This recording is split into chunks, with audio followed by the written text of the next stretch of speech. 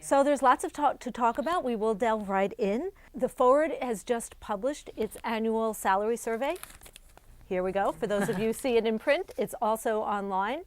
And once again, this is now the 6th year we've done it. We have found that, in fact, the number of women at the major communal Jewish nonprofits has remained the same. We still have 11 out of 74 people on our list. There still is a persistent salary gap. If you're a woman running one of these average organizations, you're likely to make 81 cents compared to the dollar that the man might make, and that takes into account the size of the organization. So, Rachel, you advise companies and organizations on how to improve, and I'm just wondering, why does this take so long? Why is it so hard to turn this ship around?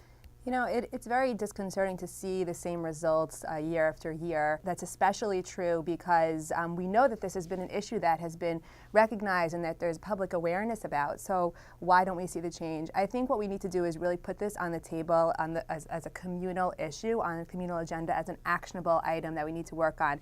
And by that, I mean we need to be going to the places where change can actually happen on the board level, at the senior executive level, and in HR offices, and ask them. There are plenty of competent and qualified women out there. It's not like years ago when there weren't. Why aren't we seeing these women in senior positions? And why aren't we seeing them rise? Because we now know that, that we've seen this happen over time. So why are we seeing the same people over and over again at the top, and we're not seeing people rise? Right. Nastash, you're not the same person.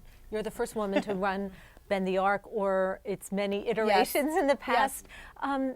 But I'm sure you also feel that there are a lot of challenges in making change in an organization. What can we do better? I think this is an incredible shanda in the Jewish community. We have an obligation to make sure that our women are being mentored, and there is a pipeline for us to grow, rise, and succeed and thrive in our leadership positions.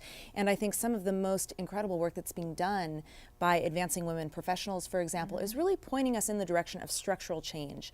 That we need to make sure that it's not just up to individual women to pull ourselves up from our bootstraps and negotiate well and ask for what we want. We need to do that as well.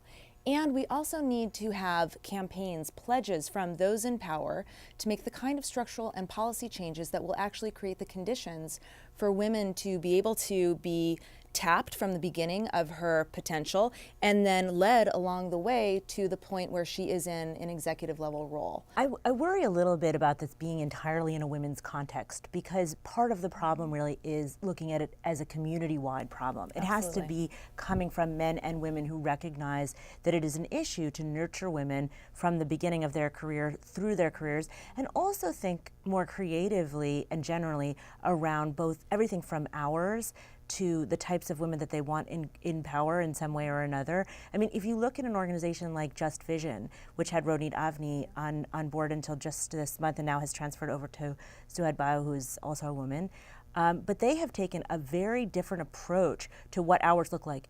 24-hour days as opposed to a 9-to-5 day, for example, and thinking about that in some respects, but also that the day is 24 hours, not that you would work 24 right, hours. No. Yeah. Just want to clear that up here. No, but that your hours can be broken differently, especially as, let's say, if you're thinking about creating a family, or even if you're not. Just thinking about where does creativity lie? But really, more than anything, this has to be a conversation that is broad and beyond women, because if it's just internal, then it's the same kind of wheel that we're in all the time, and men kind of sit comfortably where they are.